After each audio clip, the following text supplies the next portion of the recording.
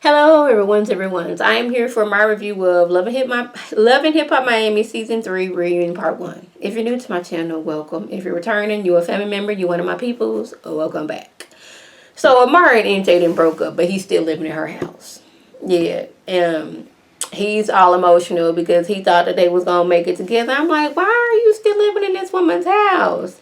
I didn't understand that when people break up. I guess, y'all done broke up and he can't afford to go nowhere.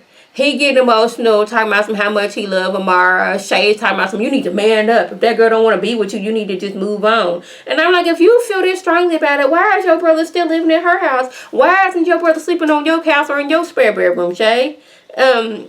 Let me know this. He's saying how, when things are tough for him right now and everything. I was like, yeah, but until you get your music on and popping, maybe we need to start looking at it, working at Walmart, Sam's, Kroger, if you have one in Miami, the gas station, working somewhere where you can be helping, get you your own place and up out of Amara's place. Or your sister be like, you ain't had no number, come on and live with me because you my brother type of situation going on. But yeah, Amara was like, I was like, when it came to him and him wanting to be my manager, y'all was looking at that, him trying to steal her. I guess she was saying that, but I was like, it did seem like he was trying to, con you in some sort of way. But she was saying how she was trying to help him with his music, taking him places and this, that, and the third. Bobby was like, well, you shouldn't have broke up with him just because of something that Annie said. But my thing is, that was just the straw that broke the camel's back.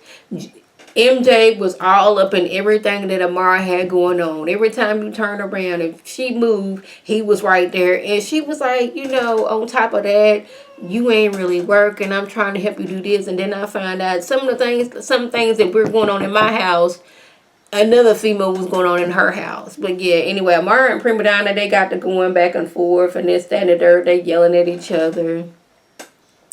Julian shows up. It's Julian's time, and he's saying that the budget that they keep on talking about was for his deal, and a lot of money that he had, it went into Trina's album. He said the album would have never been completed hadn't he done some of the things he did, and it seemed like that to me, before him lying, was basically like, yeah, Trina, you the baddest thing out here being in Miami. I'm out here making these deals, making other people like, hey, here, here this and some money with Trina. Trina, she the baddest thing out here in Miami, blah, blah, blah.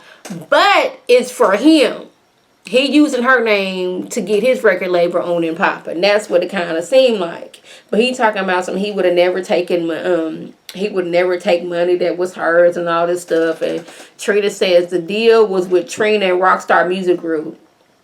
And there was no deal for her to be up under his label. And she was saying, had no disrespect, but there was no way that Amara could have got you a $300 deal off of nobody's label. There was no way you could have done any of those things. And then on top of that, she gets a call saying that she owes Amara money because he didn't sign Amara to her label and she didn't even know about it. Some more sneaky stuff. Now, Trick over talking about he was out here selling his music overseas without his permission. And he was like, and Julian said, well, didn't you get paid for it? And Trick over here threatened to break his jaw. But I'm like, yeah.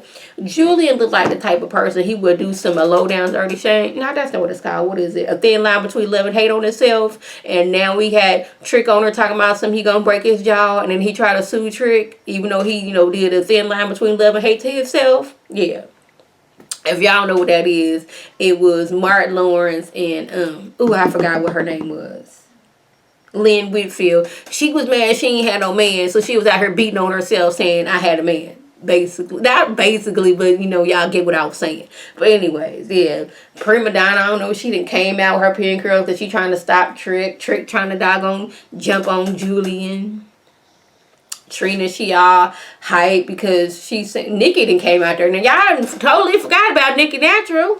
Trina saying that only the two was supposed to be Hood Rat, Suki, and Chameleon because they have talent. She done heard their music, all this other stuff. As far as Nikki, She only let Nikki come because she was supposed to be going with Trick at the time, and Trick asked this as a favor. That's her brother, so she was gonna see him out. Then Nikki came showing up, cutting up several fools, acting like she was the baddest thing that has ever rapped in the history of rapping.